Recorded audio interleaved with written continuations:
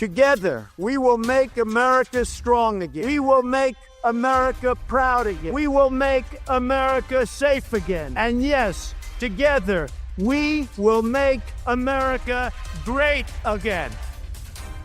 Fogo e Fúria. Ver o mundo a partir da América. E viva Alexandre Martins, como está? Olá, Ruben, tudo bem? Voltámos a falar depois das eleições que deram a vitória a Donald Trump.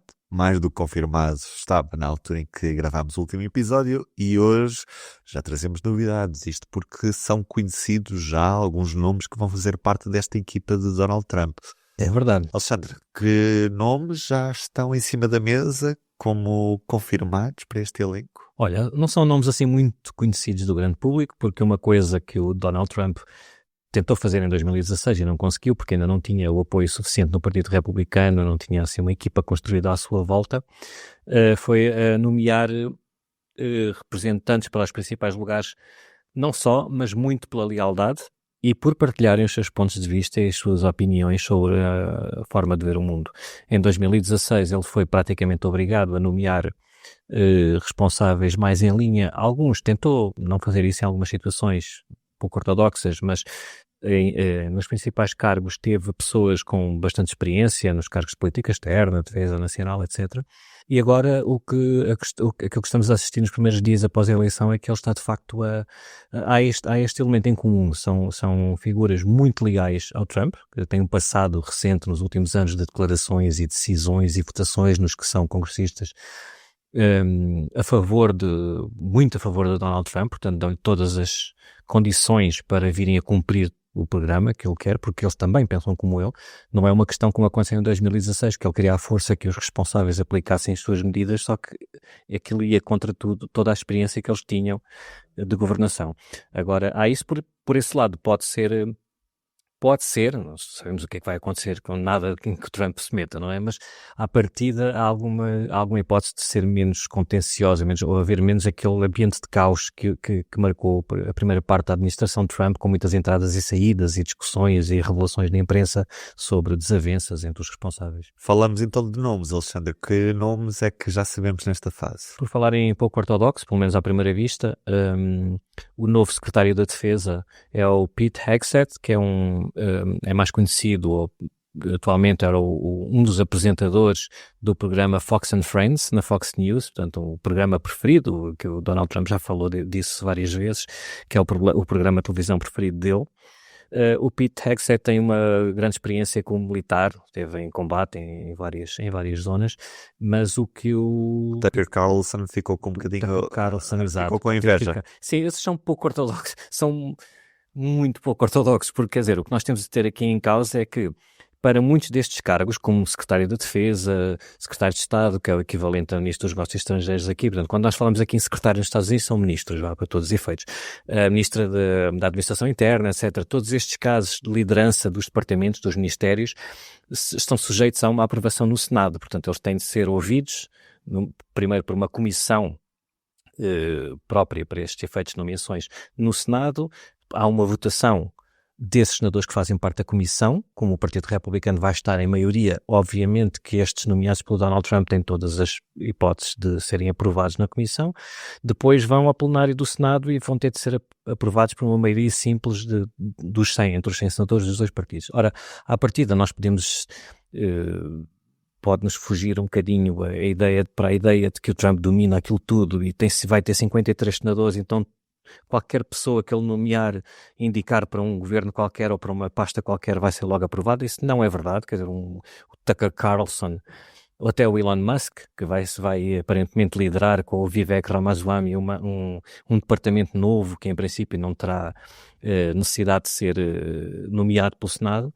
Portanto, para dizer que o Tucker Carlson, como é que ele iria passar numa audição no Senado? É muito difícil, porque ainda há pelo menos lá 3 ou 4 senadores republicanos que não gostam disso. E, portanto, para não arriscar essa tensão no Senado, não é? Claro, nomeiam-se pessoas que podem não ter uma vasta experiência, mas têm alguma experiência, seja como militares ou noutros departamentos do governo há 20 anos ou 30 anos, mas que têm um passado recente de declarações que confirmam que estão completamente alinhados com o Donald Trump na questão da migração, da política externa, de mil e uma temas, e que ao mesmo tempo não são assim tão fora de qualquer pensamento mínimo, quer dizer, um Elon Musk, um Vivek Ramaswamy, o Tucker Carlson, qualquer, que eles certamente iriam ser nomes muito mais difíceis de ser aprovados no Senado.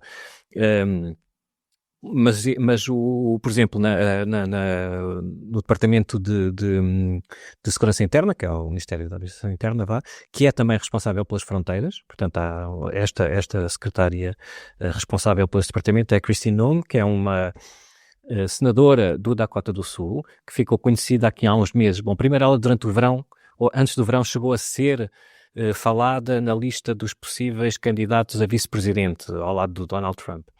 Essa hipótese caiu completamente quando ela publica um livro, em abril, mais ou menos, acho eu, a contar a sua história, porque os possíveis candidatos a qualquer coisa nos Estados Unidos, principalmente presidente ou vice-presidente, lançam sempre um livro de uma autobiografia e tal, contar assim a partes da sua vida, para serem mais bem conhecidos no eleitorado. E ela contou lá, achou sensato escrever que, para provar que tem capacidade de decisão em tempos difíceis e com uma grande frieza, que matou a tiro um cãozinho de 14 meses de caça que estava lá na família, era de caça, mas estava na família como animal de estimação, porque se tinha portado muito mal numa caçada e para ela tornou-se um bocado violento e também matou umas galinhas, então deu-lhe um tiro e meteu-o lá numa vala. Isso, pronto, eliminou-a logo como candidato a vice-presidente, que até o Donald Trump veio dizer que estava assim um bocadinho incomodado com essa história. O problema dela foi não ter comido logo diretamente o cão. Exatamente, até porque depois também diz que matou um bode, também de estimação, pelos mesmos motivos e, portanto, pronto, são estas pessoas. Mas, no entanto, a Kristi Noem é de facto uma senadora do Dakota do Sul, reeleita também, e, portanto, o nome dela vai certamente passar sem qualquer problema no Senado. Como falámos aqui, por exemplo, outros dos grandes cavalos de batalha do eleitorado de Donald Trump e do Donald Trump contra novas regulamentações no setor ambiental, não é, que é a EPA, que lá a Agência de Proteção Ambiental dos Estados Unidos, que no primeiro mandato do Donald Trump, o Donald Trump, através de decretos presidenciais, porque nem foi preciso aprovar leis no Congresso, ou elas não passariam, e portanto ele foi por decreto presidencial, mandou abaixo quase todas, ou muitas das proteções que a administração Obama tinha imposto por decreto presidencial também, para promover as energias limpas, etc. e tal, não sei o quê. Pronto, depois quando chegou o Joe Biden, reverteu as reversões de Donald Trump. E agora Donald Trump certamente que irá reverter as... Voltamos ao carvão e aos tempos do fraco. Exatamente. E o Lee Zeldin, que é um antigo congressista de Nova Iorque, que foi nomeado para esse cargo, também não tem assim um grande passado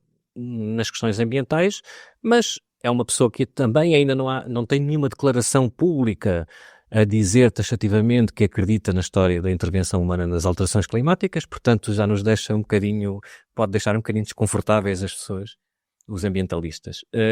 Mas é para reforçar a ideia de que muitos destes nomes não oferecem qualquer questão na aprovação do Senado, são menos polémicos, podem ser muito polémicos para nós, dada esta falta de experiência e de questões, mas não são. E à frente da política externa, Alexandre, quem é que vai ficar? Política externa são assim uma série de cargos que nós podemos resumir ou incluir nessa equipa de política externa. Há pelo menos 2 que não precisam de nomeação no Congresso, no Senado especificamente, e portanto não vão oferecer grandes problemas, que é o diretor da CIA, John Ratcliffe, que tem também um passado de declarações para o Trump, obviamente, isto aqui já escusamos de dizer, vai-lhe dar condições para aplicar as medidas até administrativas na CIA de coordenação com outras agências que o Trump já defende há muito tempo e acha que aquilo é muito burocrático e a sua orientação deve ser outra. A Elise Stefanik, que é vai ser embaixadora ou representante especial dos Estados Unidos na ONU, embaixadora dos Estados Unidos na ONU, que é pró-Israel. Ela liderou uma comissão especial da Câmara dos Representantes já este ano, onde foram ouvidas as diretoras porque eram todas mulheres, de algumas das principais universidades norte-americanas por causa dos protestos anti-Israel nos campos universitários, e ela, portanto, se as pessoas acham que esta administração do Joe Biden e da Kamala Harris é pró-Israel, então Elise Stefanik tem alguma coisa a dizer sobre isso quando entrar. Juntamente, por exemplo, com a escolha para embaixador dos Estados Unidos em Israel, o Mike Huckabee, que é também um ex-congressista que chegou a dizer, e governador, que chegou a dizer que para ele não existem palestinianos, quer dizer, essa ideia é uma coisa que não existe. Portanto, são estas pessoas. Alexandre, mas eu já ouvi o nome de Marco Rubio. O que ele vai fazer? O Marco Rubio, que pode ser, em princípio, será o secretário de Estado, portanto, o equivalente ao ministro dos Negócios Estrangeiros, o principal responsável, tirando o Trump, pela política externa dos Estados Unidos, e que vai ter também ou o Trump vai ter também como conselheiro de Segurança Nacional o Michael Waltz, portanto, o Waltz e o Rubio são ambos da Flórida, o Rubio é um senador, o Waltz congressista, que têm o posicionamento deles em política externa do que se conhece, e conhece alguma coisa, é que são anti-China, pró-Israel, e são estas as duas principais características da política externa do Donald Trump. São pessoas, como já vimos, como por exemplo o Mike Huckabee e a Elise Stefanik, que são pessoas com declarações muito duras em defesa de Israel até. O Marco Rubio e o Michael Waltz também alinham têm a mesma linha de muito pró-Israel e anti-China em relação àquilo que se calhar interessa mais os europeus neste momento, que é a questão da Ucrânia e da Rússia. Tanto o Waltz, o novo conselheiro de Segurança Nacional, que é um cargo que não requer aprovação no Senado, como o Marco Rubio, como provável secretário de Estado, que vai ter de ser aprovado no Senado, mas em princípio será porque ele tem anos de Senado e já conhece toda a gente, não há problema nenhum. É que eles começaram por ter um posicionamento muito duro contra a Rússia, e aliás ambos, e principalmente o Marco Rubio, continua a ser anti-Rússia, mas tiveram um posicionamento de forte apoio à administração Biden no primeiro momento, quando a Ucrânia foi invadida pela Rússia e a administração Biden decidiu apoiar a Ucrânia. Com o passar dos anos e com o prolongamento do conflito, já este ano um e outro já tiveram declarações um bocadinho mais ambíguas, mais próximas do Donald Trump, no sentido de dizer que isto não pode continuar, não podemos continuar a gastar este dinheiro todo, porque o Rubio chegou a dizer que não podemos continuar a gastar dinheiro todo enquanto entram imigrantes sem documentos, quer dizer, que as pessoas não perceberam bem qual é que era a ligação, mas já é uma linguagem muito mais maga, não é, do que tinham antigamente, e portanto não é por aí também que as coisas vão, até porque a questão do financiamento à Ucrânia, ou o corte do financiamento à limitação, é bastante popular já neste novo eleitorado republicano, portanto mal fariam eles se não se aproximassem para ter estas nomeações. Que pena não se cortar na política externa para se investir no Serviço Nacional de Saúde, como há por aí uns outros países que usam esse argumento, não é? Quando os líderes populistas aparecem, o problema agora vamos cortar para investir no Serviço Nacional de Saúde. O problema agora da Europa, dos países europeus, é que, como durante tantos anos muitos de nós andaram a dizer que os Estados Unidos não podiam ser os polícias do mundo e não podiam estar em todo lado, agora, se concretizar isso, o que não será assim tão linear, quer dizer, pelo menos em termos de oposição à China e defesa de Israel, isso é que claramente está na agenda da nova administração por Trump, e portanto não vai haver nenhum recuo em termos de política externa para o interior dos Estados Unidos, para virados para dentro. Pode haver em relação à Ucrânia, certamente, e à Rússia, ou principalmente à Ucrânia, mas não nas outras áreas principais de influência dos Estados Unidos. Mas agora, se houver esse recuo, e se os países europeus forem de facto forçados a ter ou de aumentar as suas contribuições para a NATO, por exemplo, ou, como defende o Emmanuel Macron, presidente de França, criar uma espécie de exército europeu, que ainda é muito mais difícil de concretizar, porque nós não moramos num país, não temos, há vários interesses em conflito aqui, mas se isso acontecesse, então o nosso Estado Social, o dinheiro que nós destinamos e que não vai para a defesa, porque temos o apoio dos Estados Unidos para nos defender agora, se calhar também vai obrigar os líderes europeus a fazer escolhas mais difíceis, que o povo também não vai gostar por um eventual recuo dos Estados Unidos da cena internacional. Isto é tudo ligado, Alexandre, e o que eu te pergunto é, porque obviamente temos visto o papel de Elon Musk durante a campanha eleitoral foi extremamente essencial para promover Donald Trump. A plataforma que lidera, o X, teve esse papel também muito importante. E o que eu te pergunto é que papel é que terá Elon Musk nesta nova administração Trump? Será uma espécie de Javier Milei dos Estados Unidos? Isso é. Com motosserra? Há muitas fotografias. Sim.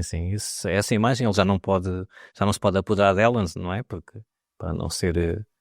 Para não copiar o Milei, mas sim, é essa a proposta, juntamente com o outro empresário transformado em amigo próximo do Donald Trump, o Vivek Ramaswamy, que também foi candidato nas primárias do Partido Republicano. A ideia do Trump é a criação deste gabinete de contenção de custos do Estado, uma coisa assim, já não lembro bem. A sigla é DOGE, que tem a ver lá com as cenas de bitcoins e tal. Mas o Musk e o Ramaswamy o que à partida irão fazer é cortar as gorduras do Estado, os excessos, aquela conversa que nós ouvimos todos os dias também em Portugal, temos que fazer uma reforma profunda dos gastos, etc.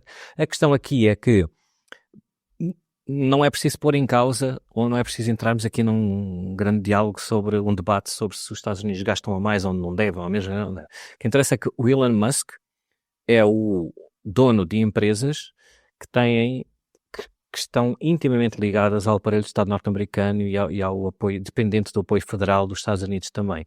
Portanto, a pessoa que agora vai gerir o financiamento às empresas, financiamento federal ou estatal às empresas, e cortar os custos onde ele acha que são mal aplicados e redirecionar para onde ele acha que são bem aplicados, e que também vai cortar, diz ele, muita da burocracia que impede que as empresas comecem a fazer coisas logo e não estejam à espera disto e daquilo. Entre essas empresas estão as empresas dele, que têm 5 ou 6 contratos multimilionários até com a indústria de armamento e defesa dos Estados Unidos, que estão sob... Na engenharia aeroespacial. Exatamente. Também, as empresas de Elon Musk estão a caminho de serem... Não é que tenham monopólio, mas em termos até são importantíssimas para a defesa da Ucrânia, por exemplo, na Starlink e outros projetos que têm nos Estados Unidos, e portanto com os contratos que têm com o Estado Federal, com o dinheiro dos contribuintes, e várias investigações federais de que essas empresas estão a ser alvo e que também podem ser dificultadas, não é? Ou pode ser agilizado o processo de aprovação de regulamentos, etc.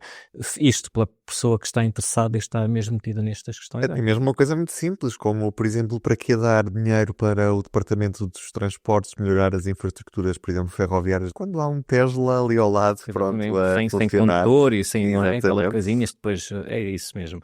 Mas pronto, lá está, o que eu digo aqui é que não é, nem sequer é preciso entrar para o debate se de facto faz sentido dar dinheiro aos carrinhos sem condutor em vez de aos comboios. Não vale a pena entrar nessa discussão, porque quem vai decidir isso é o tipo que tem os carrinhos sem condutores. Portanto, não será justo. Será certamente, então ele é conhecido por isso, por ser bastante. Obrigado, Alexandre. Assim nos despedimos, até o próximo episódio. Um abraço. O público fica no ouvido.